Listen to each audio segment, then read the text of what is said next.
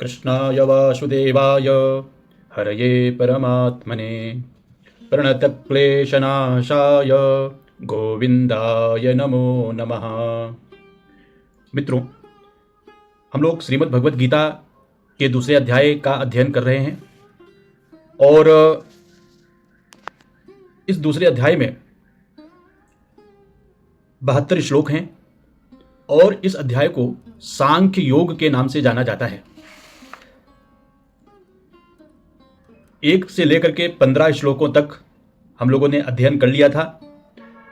आज 16वें श्लोक से लेकर के 20 श्लोक तक हम लोग प्रत्येक श्लोक का, प्रत्येक शब्दों का अध्ययन हम लोग करेंगे। और अगर आपको भी श्रीमद् भगवत गीता पढ़ना सुनना अच्छा लगता है तो आप इस वीडियो को अवश्य देखें और मेरे साथ श्लोकों को पढ़ने का अभ्यास करें, उन्हें दोहराएं, कुछ श्लोक याद करें। तो चलिए हम लोग शुरू करते हैं। अब तक देह देही का जो विवेचन हुआ है उसी को भगवान दूसरे शब्दों से आगे के 3 श्लोकों में कहते हैं। अगला श्लोक है, ना सतो विद्यते भावो ना भावो विद्यते सतः उभयोरपि दृष्टोऽन्तस्त्वनयोस्तत्त्वदर्शिभिः। चलिए फिर से इस श्लोक का उच्चारण करते हैं। ना सतो विद्यते भावो ना भावो विद्यते सतः उभयोरपि दृष्टोऽन्तस्त्वनयोस्तत्त्वदर्शिभिः। इस श्लोक का अर्थ है ना सतो विद्यते भावो। तो सबसे पहला शब्द है ना सतो। ना सतो का अर्थ होता है न अशतः। अशतः यानी असत का, असतः का यानी असत का, भावः, भाव यानी होता है सत्ता, और न यहां से ले लेंगे न विद्यते। विद्यते अर्थात विद्यमान नहीं है। इस संपूर्ण पंक्ति का अर्थ है असत की सत्ता विद्यमान नहीं है। अगली पंक्ति है ना भावो विद्यते सतः, और तू है, तू यानी और सत का, सतः सत का अभावः, अभाव यानी अभाव, यानी जो चीज विद्यमान नहीं है। तो सत का अभाव न विद्यते यानी कि विद्यमान नहीं है। ठीक, अब आगे बता रहे हैं, उभयोरपि दृष्टोऽन्तस्त्वनयोस्तत्त्वदर्शिभिः। तत्वदर्शिभिः अर्थात होता है तत्वदर्शी महापुरुषों ने। तत्वदर्शिभिः जो तत्व को जानने वाले हैं, सत और असत को जानने वाले हैं, देह और देही को जानने वाले हैं, ऐसे जो संत महात्मा पुरुष लोग हैं उनको कहते हैं तत्वदर्शी। तो तत्वदर्शी लोगों ने उभयोः, उभयोः यानी इन दोनों का, अनयोः उभयोः, अनयोः यहाँ पे है, अनयोः उभयोः अपि, इन दोनों का ही, अपि यानी भी, अंतः दृष्टः, दृष्टोन्तः, दृष्टोन्तः। तो दृष्टः अलग कर दीजिए, अंतः अलग कर दीजिए, दृष्टोन्तः हो गया। फिर यहाँ पे तू है और फिर अनयोः तत्वदर्शिभिः। तो तत्व देखा अर्थात अनुभव किया है। किसने अनुभव किया है? तत्वदर्शी लोगों ने सत की और असत की जो सत्ता है उसका अनुभव किया है। चलिए थोड़ी व्याख्या पढ़ते हैं। ना सतो विद्यते भावो का अर्थ क्या होता है? शरीर उत्पत्ति के पहले भी नहीं था, मरने के बाद भी नहीं रहेगा, और वर्तमान में भी इसका क्षण प्रतिक्षण अभाव हो रहा है। तात्पर्य यह है कि यह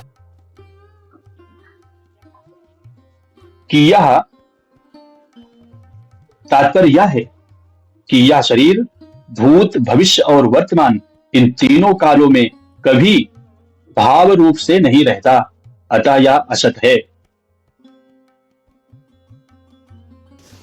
इसी तरह से इस संसार का भी भाव नहीं है, यह भी असत है।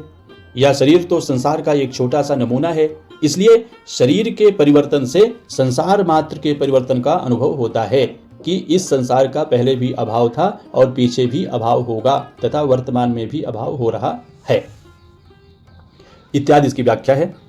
और ना भावो विद्यते सतः, जो सत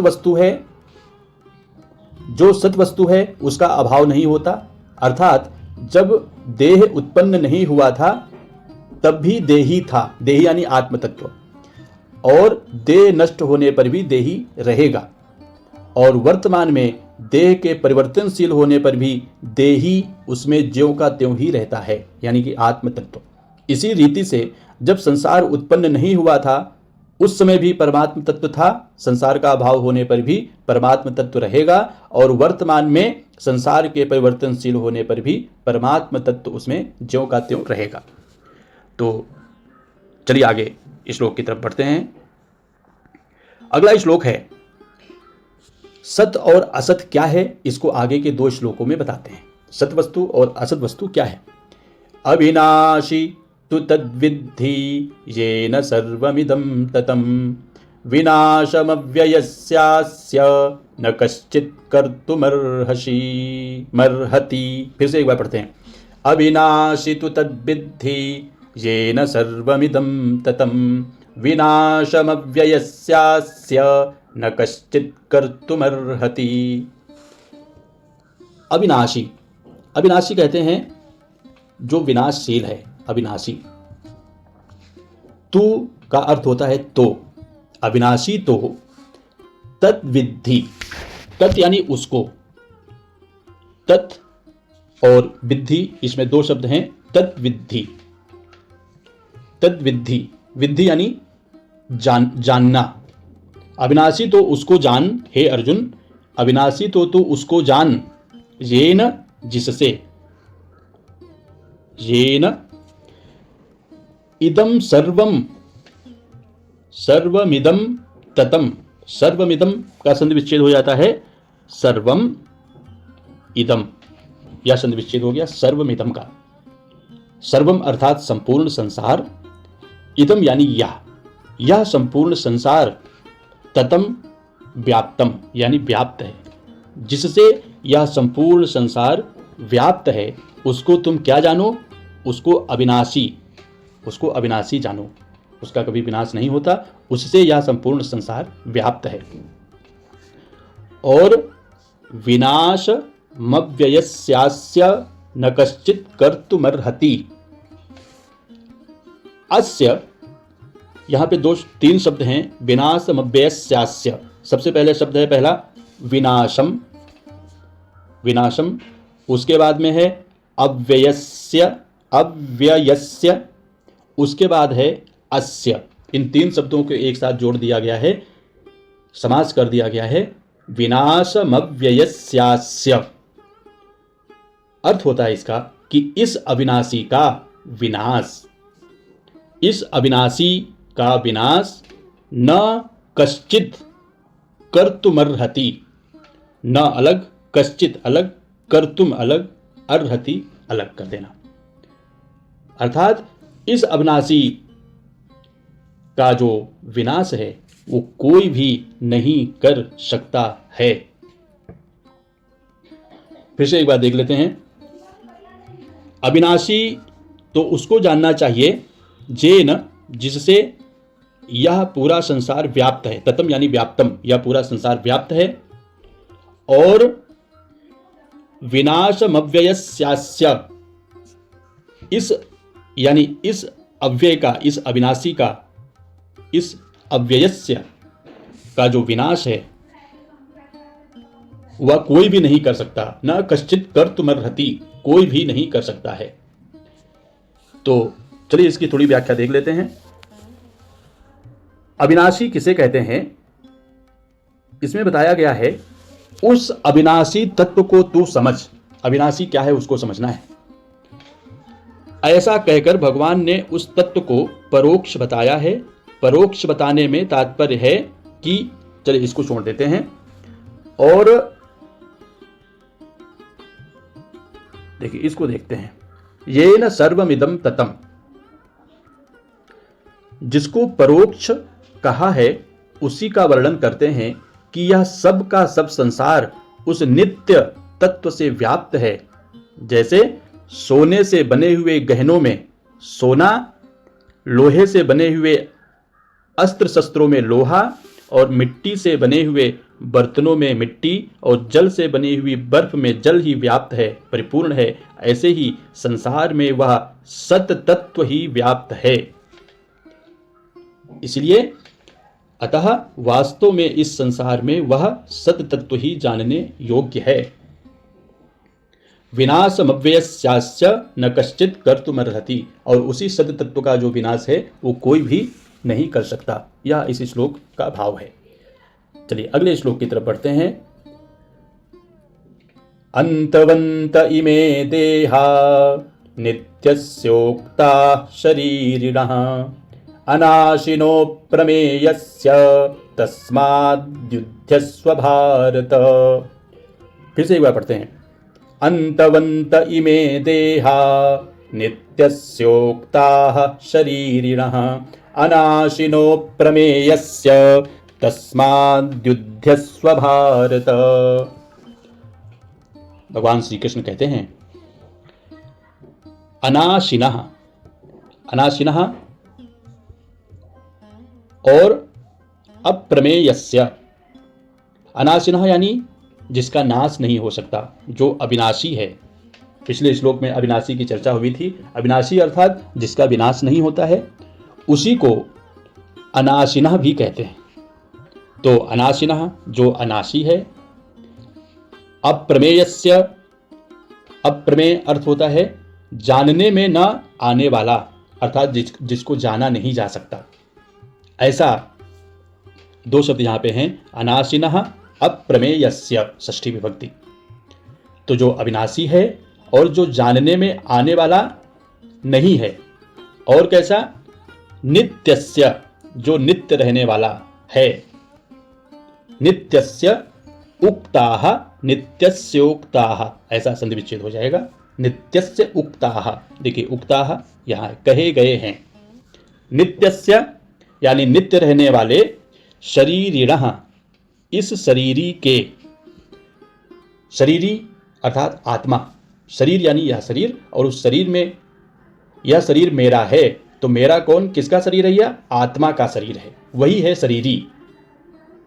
तो इस शरीरी के ये देह, इमे देहा अंतवंत, ये जो देह है हमारा तुम्हारा सभी का जितना शरीर है, ये सारे शरीर कैसे हैं?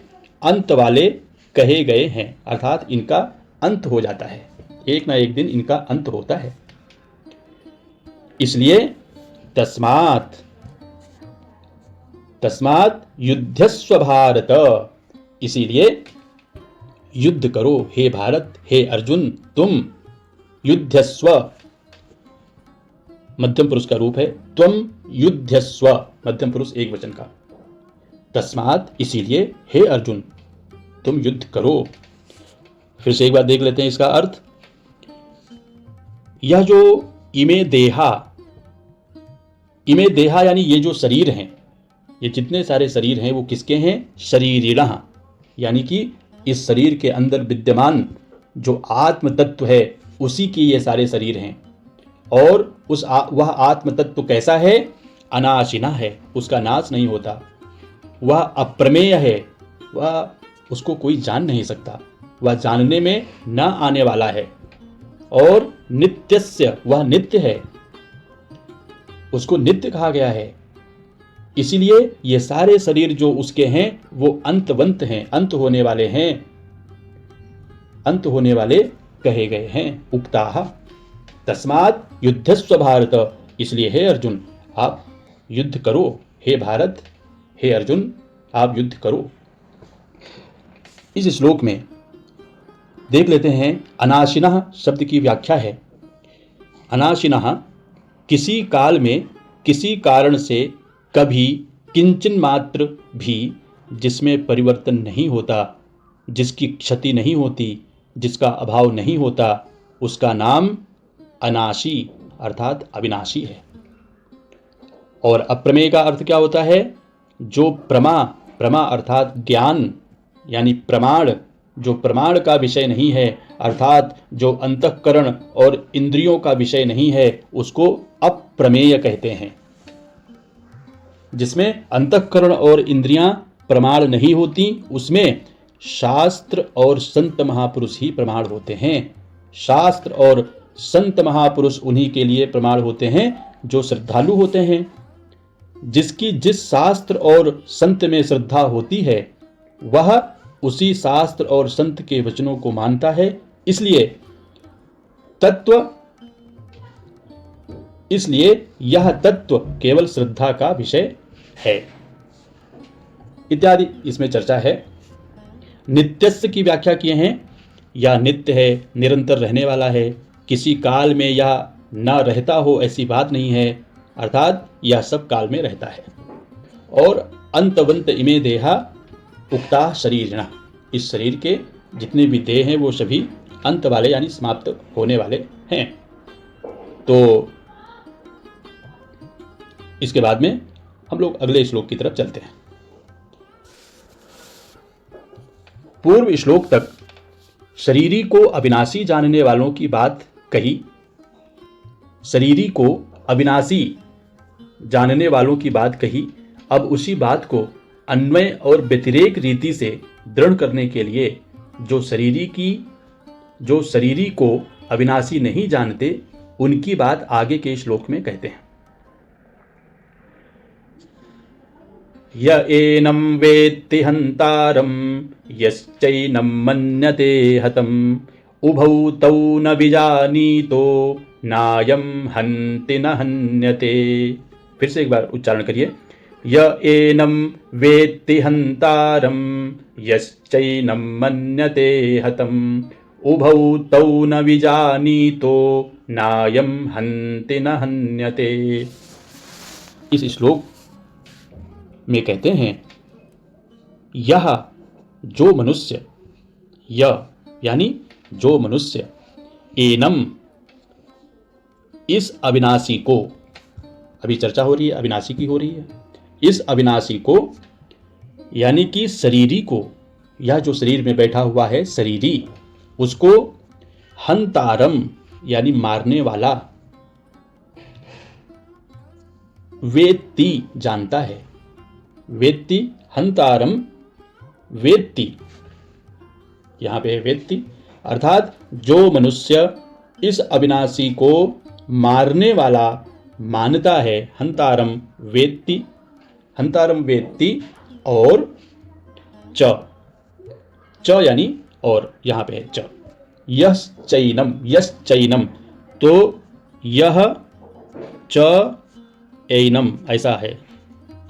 यश्च एनम संधि विच्छेद हो गया। यश्चैनम तो यश्चैनम हतम मन्यते, हतम यानी इसको मरा हुआ मानते हैं। हतम यानी मरा हुआ मानता है।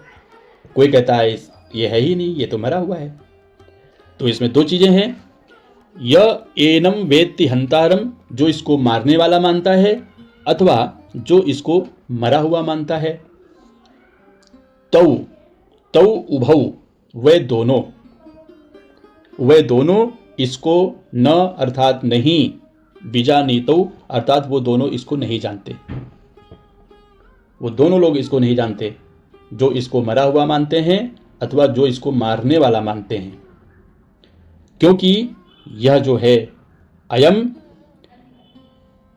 न हन्ति न हन्नते, क्योंकि यह जो आत्म है, आत्म तत्व है, यह ना मारता है और ना मारा जाता है।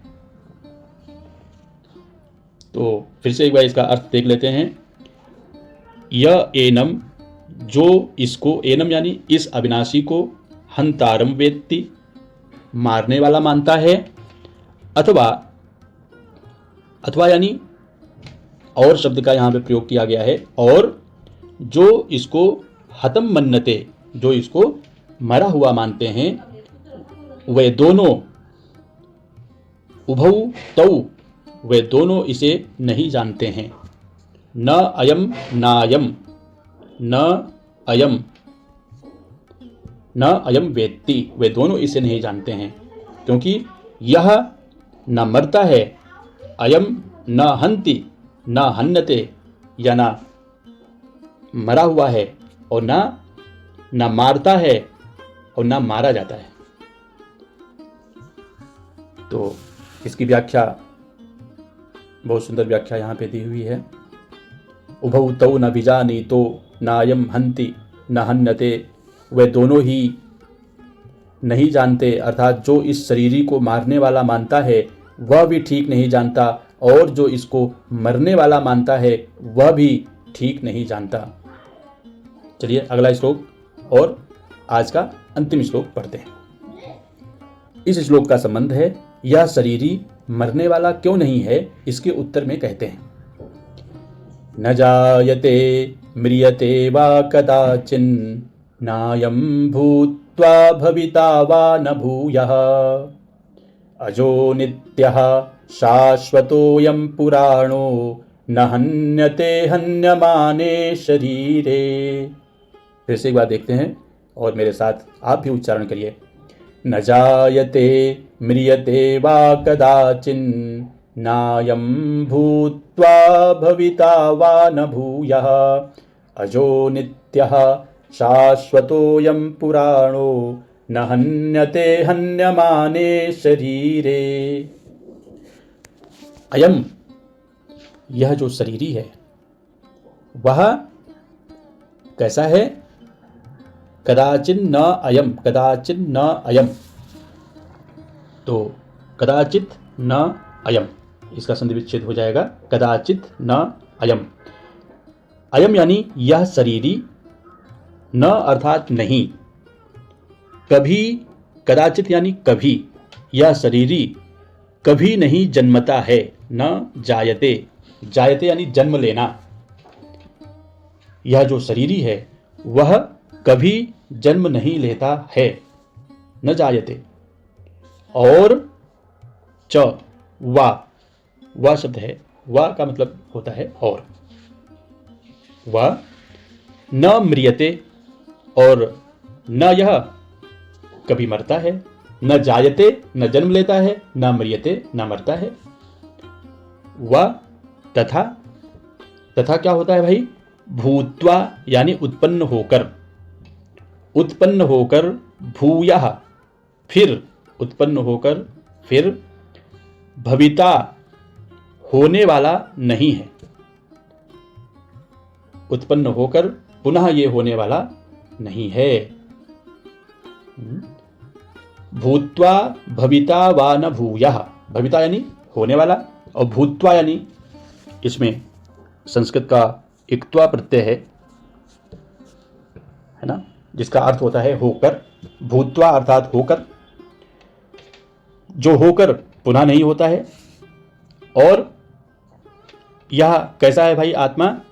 अयम, अयम यानी यह, शाश्वतोयम, शाश्वतः अयम, देखिए शाश्वतः यहाँ पे है और अयम यहाँ पे है, शाश्वतः अयम, यह आत्मा कैसा है? शाश्वत है और पुराणः अनादि है।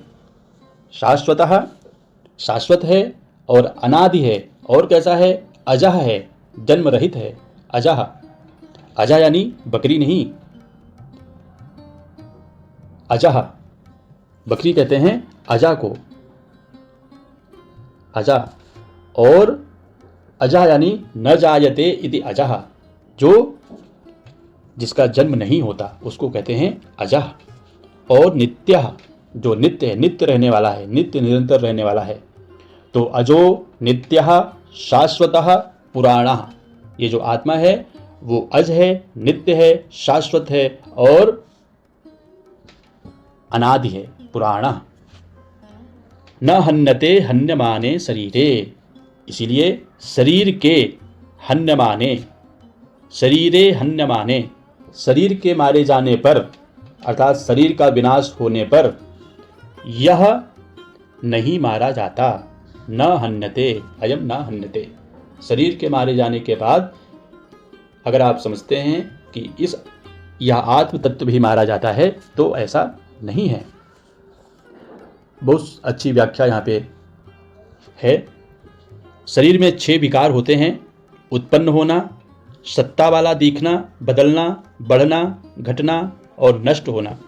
यह शरीरी इन 6 विकारों से रहित है। यही बात भगवान ने इस श्लोक में बताया है। न जायते म्रियते वा कदाचित।